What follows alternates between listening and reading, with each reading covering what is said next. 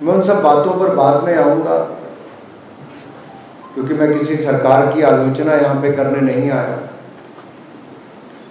लेकिन जो अपनी व्यथा है मैं आपसे ज़रूर वो साझी करना चाहता था कि जब एक दिन में 17 महिलाओं के साथ रेप अत्याचार के मामले दर्ज होते हो और जिस राज्य में 5 साल में 10 लाख मुकदमे दर्ज हो गए, 2 लाख तो महिलाओं से जुड़े आपराधिक मामले, 30,000 दुष्कर्म के मामले, तो अपने आप में बहुत बड़ी चिंता दिखती है। छवि जिस राज्य की बिल्कुल अलग थी, इन 5 वर्षों में कहाँ पहुँच गए, वो बहुत चिंताजनक है। और भय भ्रम भ्रष्टाचार का प्राय अगर मैं कहूँ तो राजस्थान बन गया। लूट लूट और लूट, यही सुनने को मिलता है। चाहे वो किसी की बहन बेटी की इज्जत हो, किसी के व्यापार पर हो, पेपर लीक के माध्यम से, सब जगह लूट लूट लूट ही नजर आती है। और एक गहलूट से सब लोग छुट्टी पाना चाहते हैं। अब जहां मैं केंद्र सरकार पे पहले आऊं, एक बार मैं हमने राजस्थान के प्रति नरेंद्र मोदी जी की अध्यक्षता की एनडीए की सरकार ने क्या किया, मैं एक शब्द में, एक लाइन में कहूं कि कांग्रेस के 10 साल में जहां 1 लाख करोड़ रुपए के लगभग केंद्र की योजनाओं का लाभ राजस्थान को मिला था, हमने उससे 4 गुना ज्यादा 9 वर्षों में दिया है, 4 लाख करोड़ रुपए से। जहां उस समय एक भी ऐसा कोई एक्सप्रेसवे नहीं मिल पाया था 10 साल में, हमने आज के सबसे आधुनिक, आरामदायक ऐसे एक्सप्रेसवे दिल्ली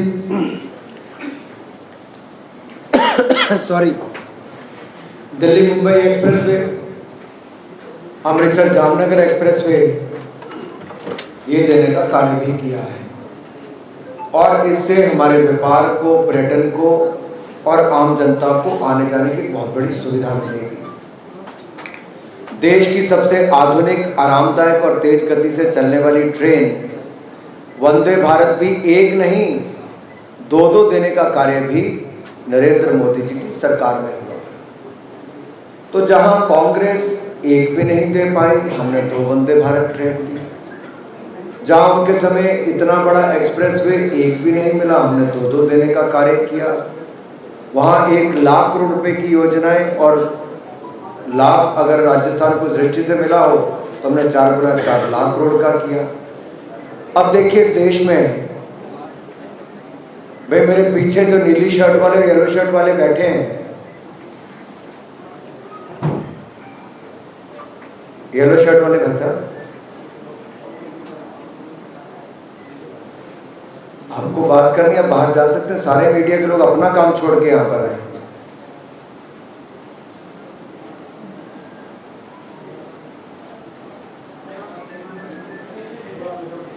अगर कुल मिलाकर देखें तो राजस्थान को 23 नए मेडिकल कॉलेज पिछले 9 वर्षों में नरेंद्र मोदी जी ने दिए, उनकी सरकार ने दिए। अगर देश भर में लगभग 48 करोड़ परिवारों को बैंकिंग प्रणाली से जोड़ा तो 3 करोड़ राजस्थान के मेरे भाई बहनों को जोड़ा है। और उन्हें डीबीटी के माध्यम से खातों में पैसा भी हजारों करोड़ रुपया और मुद्रा योजनाओं के लोन दिलाने का काम भी किया है। जहां 10 करोड़ से ज़्यादा उज्ज्वला योजना के माध्यम से सिलेंडर पूरे देश भर में मिले, तो 70 लाख से अधिक मेरे राजस्थान की बहनों को देने का कार्य हुआ। अगर 4 करोड़ पक्के मकान पूरे देश भर में मिले तो लगभग लाखों ऐसे हमारे राजस्थान के भी हैं जिनको पक्का मकान भी मिला है। और यही नहीं मेरे भाई और बहनों, अगर आप देखेंगे 1 रैंक 1 पेंशन जो लंबे समय की मांग थी, जिसमें हिमाचल प्रदेश, उत्तराखंड, पंजाब, राजस्थान ऐसे राज्यों को सबसे बड़ा लाभ, उस सेना में सबसे बड़ा योगदान इन राज्यों का है, तो वो भी अगर अब तक 60,000 करोड़ रुपया 1 रैंक 1 पेंशन की मांग मोदी सरकार ने पूरी की। और आज अगर देश भर में 38 से 40 किलोमीटर सड़क प्रतिदिन बनती तो उसमें से राजस्थान को भी बहुत बड़ा लाभ मिलता है। जहां तक मैं देश की बात करूं, कांग्रेस तो हमारे हाथ में 10 साल सरकार चलाने के बाद भी 10वें नंबर की अर्थव्यवस्था ही छोड़ के गए थे, और वो भी लड़खड़ाती चरमराती अर्थव्यवस्था छोड़ के गए थे। नरेंद्र मोदी जी के सुशासन और विकास वाली सरकार ने 10 सालों में 5वें नंबर की सबसे बड़ी अर्थव्यवस्था बना दिया है। और हमने प्रण और प्रतिज्ञा भी ली है कि जैसे ही मोदी जी तीसरे बार प्रधानमंत्री देश के बनेंगे, हम देश को दुनिया की तीसरी सबसे बड़ी अर्थव्यवस्था बना देंगे। ये है सुशासन और विकास की यात्रा। अगर मैं यही कहूं कि आपको कुछ आंकड़े आपके सामने और रखना चाहूंगा, और उस आंकड़ों से आपको भी, और मैं राजस्थान के मीडिया के मित्रों के सामने इसलिए रखना चाहता हूं, अगर राजस्थान की बहन बेटियों को लेकर आपकी चिंता यहाँ तक दिखती है, लेकिन पूरे देश भर में भी वो पता चले कि यहाँ पे क्या हालात खड़े हो गए हैं, तो ये दिखता है कि प्रतिदिन 17 महिलाओं के साथ दुष्कर्म की घटनाएं, और जैसा मैंने पहले कहा कि लगभग 2 लाख महिलाओं के प्रति अपराध, अत्याचार के ऐसे आपराधिक मामले उन लोगों के खिलाफ दर्ज हुए जिन्होंने महिला अपराध को बढ़ावा दिया है, और 30,000 से ज़्यादा दुष्कर्म की घटनाएं। ये अपने आप में प्रश्न चिन्ह लगाता है यहाँ की कानून व्यवस्था पर। तो राजस्थान की कानून व्यवस्था चरमरा गई है। अगर मैं कहूँ कि हमारे दलित परिवारों के साथ जो अत्याचार हुआ, उनकी महिलाओं के साथ हुआ, उसके एक नहीं अनेकों मामले आपको देखने को मिलेंगे।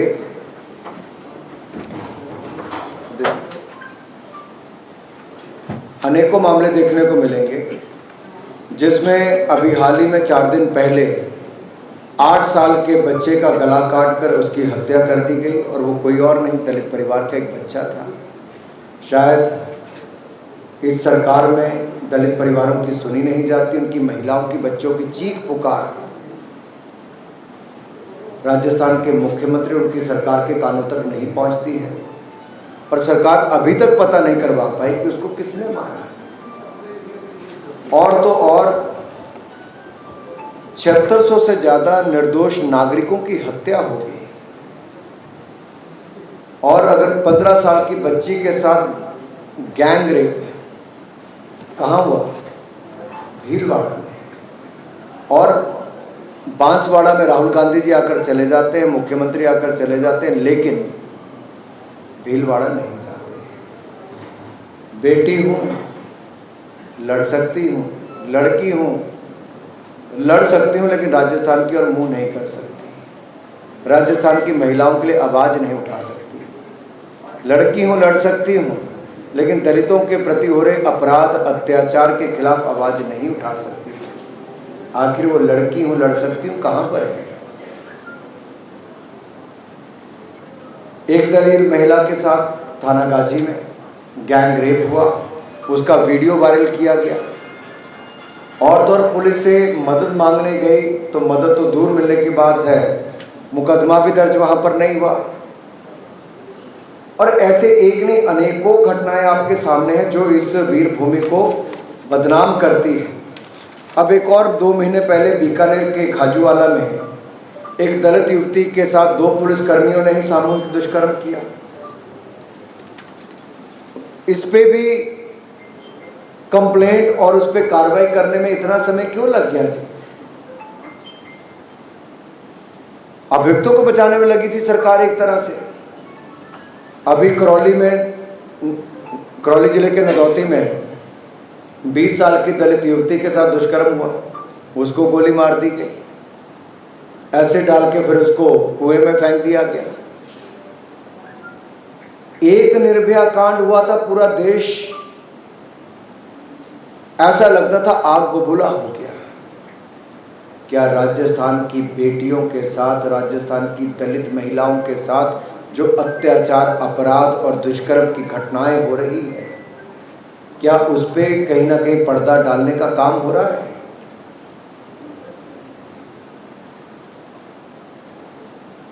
ऐसा तो नहीं है कि हमारी कलम की स्याही में कुछ कमी रह गई, ऐसा भी नहीं। अगर मणिपुर में कुछ हुआ, वो देश में चला, तो राजस्थान में तो उससे कई गुना ज्यादा हो गया। लाल डायरी में, वो लाल डायरी की बात नहीं कर रहा जिसको लेने के लिए कोई किसी मंजिल पर चढ़ के अपनी जान पे खेल गया था, ये तो मैं खून की लाल डायरी की बात करता हूं, जो ऐसी रंगी है कि हर दिन 17 महिलाओं और बेटियों के साथ दुष्कर्म अपराध की घटनाएं। और देखिए, बाड़मेर में दहेज में महिला का दुष्कर्म किया गया, फिर आदिवासी महिला के साथ उसका अपहरण, गैंगरेप करके एसिड डाल के कुएं में डाल दिया गया। दौसा में हुआ जी, उदयपुर में आदिवासी बच्ची का रेप करके टुकड़े टुकड़े कर दिए। जेएनयू में टुकड़े टुकड़े गैंग नारा लगाती तो पूरे देश भर में चर्चा बनती है। दिल्ली में निर्भया कांड होता है तो देश भर में चर्चा बनती है। लेकिन राजस्थान में एक के बाद दूसरे के साथ, दलित महिला के साथ, आदिवासी के साथ, बच्चों के साथ, बेटियों के साथ अपराध, दुष्कर्म की घटनाएं होती है और राजस्थान से बाहर वो आवाज नहीं निकल पाती है। आखिर ऐसी कौन सी मजबूरी है? राजस्थान की सरकार अपराधियों के खिलाफ कड़े कदम उठाने के बजाय उनको दबाने का काम करने में लगी रहती है। मुख्यमंत्री के घर से मात्र 5 किलोमीटर की दूरी पर वैशाली नगर में 10 साल के बच्चे के सामने उसकी मां का रेप किया जाता है, वो अपने आप को आत्महत्या करती है। इससे बड़ी दुर्घटनाएं और क्या होंगी? उनके अपने गृह जिला में, जोधपुर में, तीन लोग लाकर मार दिए जाते हैं। कैसे होता है जी? ये बहुत बड़ा चिंता का विषय है, देश के लिए भी, राजस्थान के लिए भी। एक पुलिस कमिश्नर जो दफ्तर में एक पीड़िता है, उसके भी यहाँ पे पैसे मांगते हुए पाए जाते हैं। पैसे क्या, भी उसमें तो कुछ और ही मांग लिया उसने। मैं तो कहते हुए शर्म आती है।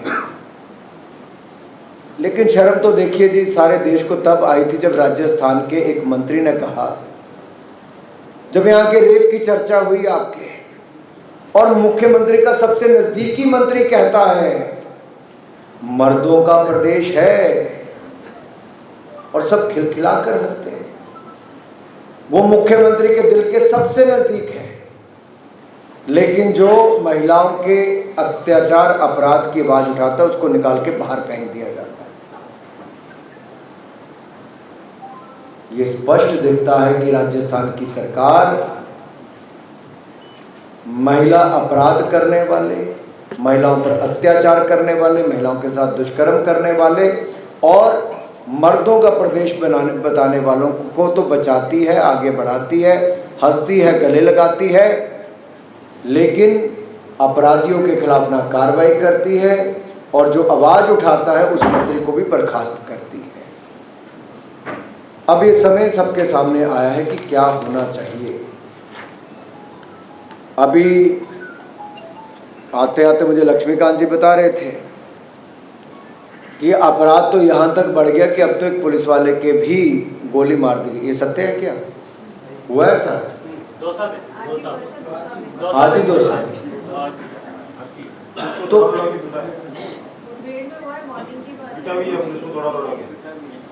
पुलिस को दौड़ा दौड़ा के पीटा जाता है, गोली मार दी जाती है, और राजस्थान के मुख्यमंत्री मूक दर्शक बन के रहते हैं। आखिरकार ये चुप्पी किसके लिए है? अरे कुछ सीखना तो साथ लगते प्रदेशों से सीखो, कैसे कार्रवाई होती है। उत्तर प्रदेश में माफिया राज के खिलाफ कैसे कार्रवाई हुई?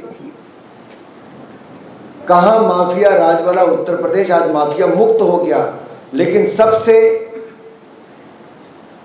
पर्यटन की दृष्टि से और महिला सुरक्षा की दृष्टि से जो राज्य देखा जाता था, आज वो महिला अपराध, अत्याचार और गैंग रेप की दृष्टि से नंबर 1 बन गया। 5 साल में राजस्थान नंबर 1 बना, लेकिन महिला अपराध के लिए नंबर 1, भ्रष्टाचार के लिए नंबर 1, आपराधिक मामलों के लिए नंबर 1, गैंग रेप के लिए नंबर 1 और गैंग वॉर के लिए नंबर 1, खनन माफिया के लिए नंबर 1, साइबर क्राइम के लिए नंबर 1। आप कितने भी चुन लीजिए, पेपर लीक में नंबर 1, बेरोजगारी में नंबर 1, कहाँ तक कर्जे माफ करेंगे किसानों के? नहीं हुए जी। 19,422 किसानों की जमीनें कुर्की करवा ली। मैं पूछता हूँ श्रीमान राहुल गांधी जी से और मुख्यमंत्री जी से, आपने तो कहा था कर्जे माफ करेंगे, आपने जमीनें कुर्की करवा ली। आपने कहा था 35 रुपया महीना बेरोजगारी भत्ता देंगे, 50 लाख युवा बेरोजगार हैं। मैं आप सारे मीडिया वालों से पूछता हूँ, किसको मिला बेरोजगारी भत्ता? 42,000 रुपया साल का मिलना था, किसको मिला है?